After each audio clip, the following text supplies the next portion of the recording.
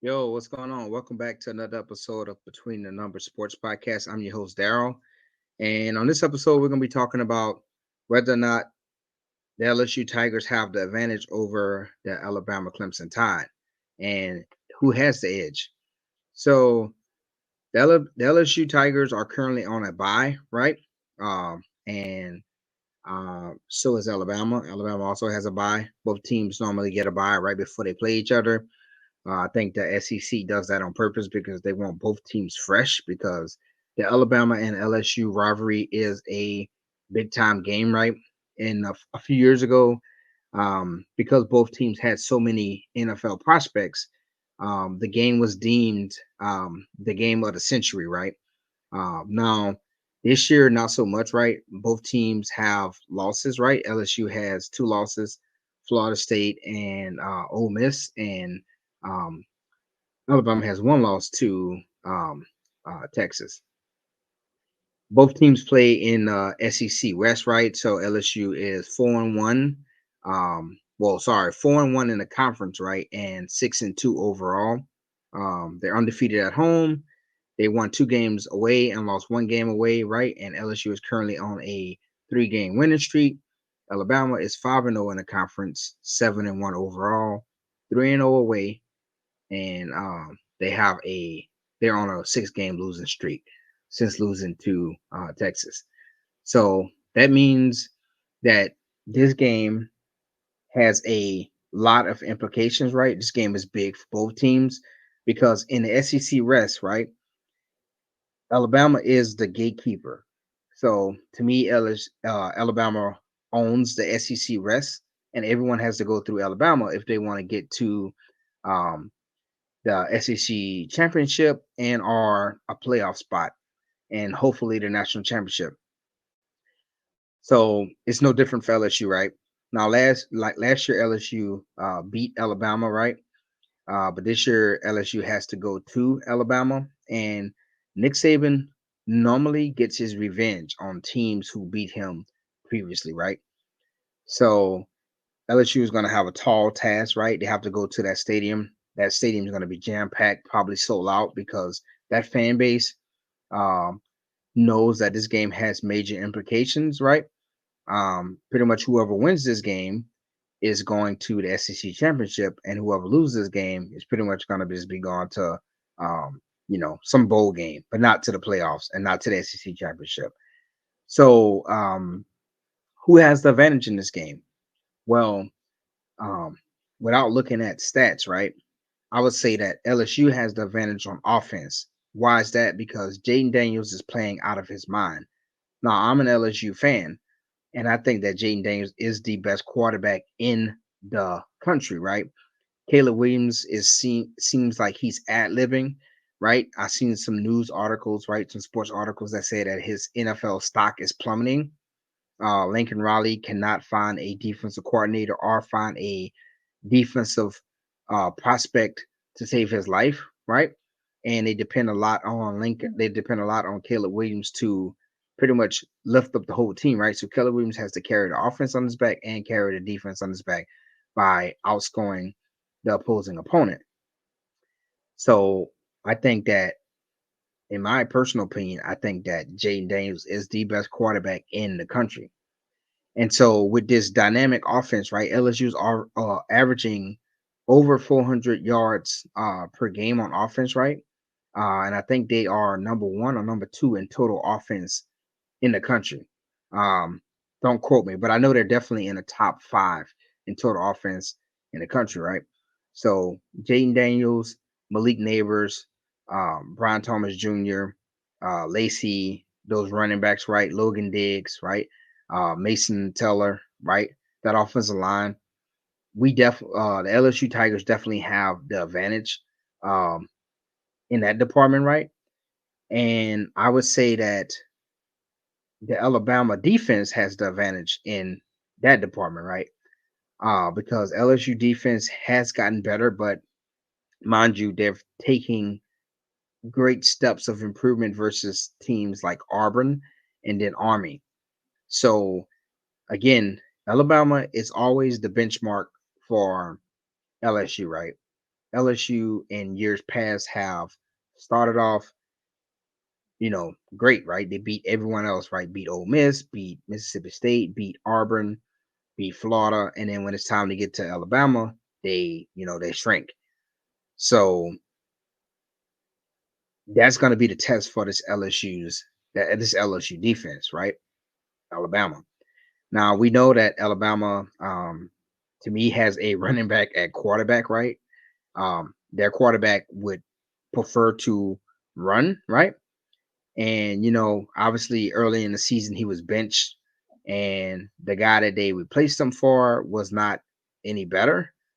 And so now he's back being a starting quarterback. But LSU likes to pretty much, I mean, not sorry, Alabama likes to draw defenses in so they can hit them with the play action over top, right? So they probably do a couple of design quarterback runs. If it's not the quarterback running the ball, it's going to be the running back, right? And then when those safeties and linebackers start to creep up closer to the line of scrimmage, um, they're going to look to throw it over your head to a wide receiver running down the field. And Alabama's quarterback is one of the best quarterbacks in the nation with throwing the ball downfield accurately. He's not very good at throwing the ball short or intermediate, but he can throw that thing downfield, right? And he's young. He's still trying to figure it out. This is only his second year, with game experience. So he's young. He's still trying to figure it out. But if LSU safeties and cornerbacks and linebackers don't pay attention, you know, they're going to be looking up over their heads, watching the ball go over their heads into the arms and hands of a wide open wide receiver from Alabama.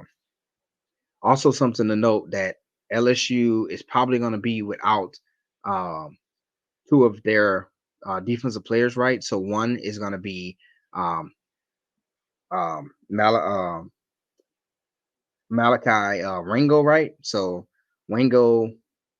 So Brian Kelly opened up a press conference today saying that, with an injury update, saying that um, two starters on that defense, right, Zy Alexandra and defensive tackle, um, why can't I pronounce this kid's name? Bakai Wingo, right, are expected to miss some time. Um, you know, Alexandra got hurt in that game versus Army um, um, before halftime, right? And they're saying that it's a lower body injury, but he did not return to the field in that Army game, right? So he pretty much stayed out. Um, Now he is a cornerback. LSU has been running very low on cornerbacks all season. If they didn't have cornerbacks available, they either had cornerbacks that was not playing up to the LSU standard of DBU. Now LSU this year is definitely not DBU. To me, they haven't been DBU in about 2 or 3 years. But um, the fact that Zy Alexandre is going to miss time, possibly the LSU game, the Alabama game, is huge, right? Now, Deuce Chestnut and Denver Harris is still on scholarship for this LSU team, but um, they're not practicing with the LSU team. So I don't know what that's all about. Deuce Chestnut is a transfer, but he has not been playing very well for this LSU team. I just feel like he's just too small to play SEC ball. Denver Harris is a very talented cornerback and transfer from Texas A&M, but the kid has disciplinary problems, right? He needs to get his mind right. I feel like he's not very focused, and until he can figure it out up here, um, you know, I don't see him having very much success on the football field. Also, um, LSU is going to be without Wingo, right? So Wingo is a big time all SEC defensive tackle for LSU game. I mean for LSU, he went out. He missed at Army game, right? He's also dealing with a lower body injury, and there's a big potential that he will not make the Alabama game. So that's going to put a lot of pressure on Mason Smith. Um, LSU is also missing Wango, obviously Jordan Jefferson and Gidry, right? Um, sorry, they're gonna that's who's gonna be on that defensive line, right? So Jordan Jefferson and Guillory is gonna have to step up why Trey Ringo is out nursing a injury. And of course, LSU still have Mason Smith, who um, has started playing. Mason Smith has, greatly improved over these last couple of weeks, right? So he missed that game versus Florida State. He was suspended. And then he also, before that game in the offseason, he was dealing with a lower body injury himself. And so he had to play himself back into shape. So he's finally beginning to flash and look like that 5-star recruit that he was coming into LSU. So he's going to be in for that Alabama game. And guys like Jordan Jefferson and Guillory are going to have to step up for that Alabama game. But I think that on the offensive side of the ball, LSU has the advantage, and on the defensive side of the ball, Alabama has the challenge. But this is a rivalry game, right? LSU is going into the game with bragging rights because they won last year. It was a close game. They was able to beat that Bryce Young led Alabama team. But like I said, I guarantee you, Nick Saban and that Alabama team has this game circled on November 4th. Um, LSU is going to go to Alabama to play, and it's going to be a hostile environment. But if I had to pick a team that's going to probably come out on top, I'm going to say it's going to be LSU. And the reason why is because the offense, right? The offense is playing extremely, extremely well, right? And LSU has had Alabama has had a lot of slow starts, right? They was playing from behind versus Tennessee last week. They came back and pulled it out. Kudos to that defense. But a lot of Alabama games, they have started out very slow. And I think that if you start off slow versus this LSU team, right? If this LSU team, the offense comes out focused and playing, they come out with a fast start, right? You can easily, find yourself down 21-0 versus this LSU team. So Alabama's defense is going to have to come out, locked in and focused. And I think they will. I think they will come out locked in and focused because they know that this game, if they lose this game, they can pretty much kiss their chances at the SEC championship goodbye, unless LSU, stumbles down the road versus Florida or Texas A&M. But I think Alabama knows the implications of losing this game, and I definitely know that LSU knows the implications of losing this game, as well as the implications of winning the game, right? So I say that LSU win this game close, right? And it's going to be a good one. If you are a LSU fan, don't expect this to be a blowout, right? If LSU win, it's probably going to be by um, 2 scores, so a touchdown and a field goal, maybe, if not one score. But I do think LSU is going to win because Jaden Daniels is to me, the best quarterback in the country. He's a Heisman candidate, and he's just been playing lights out, right? He can hurt you with his feet, and he can hurt you with his arm. And LSU has, if not the best wide receiver room in the country, uh, if it's not the best, then it's one of the top wide receiver rooms in the country with Malik Neighbors and Lacey and Brian Thomas Jr., as well as a few other guys, right, that play wide receiver. And then you have Mason Smith, who also is a tight end who's very, very talented and who pretty much beat Alabama last year, right? Um, he caught the touchdown to beat Alabama last year. So I'm going to give the advantage to LSU, right? Hopefully, fingers crossed, the LSU defense comes in focus. They come in discipline. Matt House has these guys locked in, have them in the right positions, have them coached up, emphasize to them how big this game is versus Alabama. And, LSU pulls it out. Not really worried about the offense. The offense has been playing lights out all season, minus the Florida State game. Not really worried about the offense, more so worried about the defense. But like I said earlier, the defense has taken a turn for better since they've hired Pete Jenkins to coach that defensive line, right? And Pete Jenkins has been around football for a lot of years. 20 plus years. So I guarantee you he is able to tell Matt House, you know, just a couple of things, a couple of suggestions on what he should do as the defensive coordinator, right?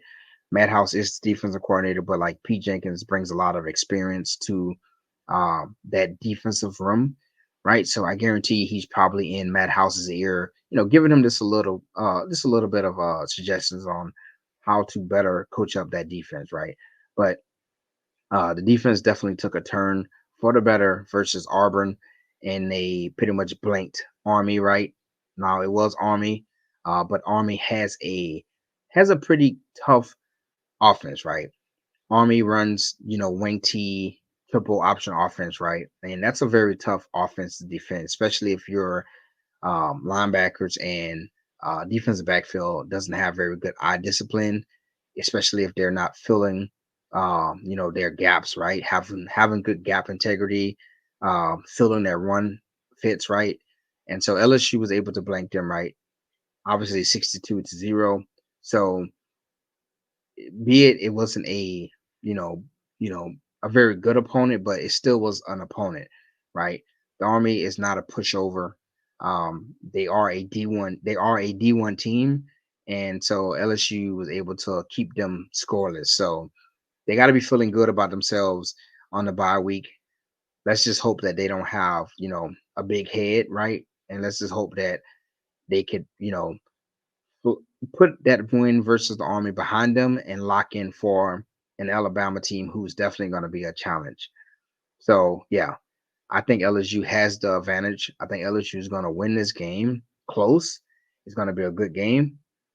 So, let me know in the comment section below who you think is going to win this game. And if you think LSU or Alabama is going to win this game, right? Somebody has to win the game. So, let me know who you think is going to win the game and why in the comment section below. And always, I just want to say thank you for the likes, the comments. If you haven't subscribed to the channel already, please subscribe to the channel. Every subscription helps. Every like, every comment helps. It helps the channel grow. And I am tremendously um, appreciative of all the support I've gotten so far. So until next time, I'm out.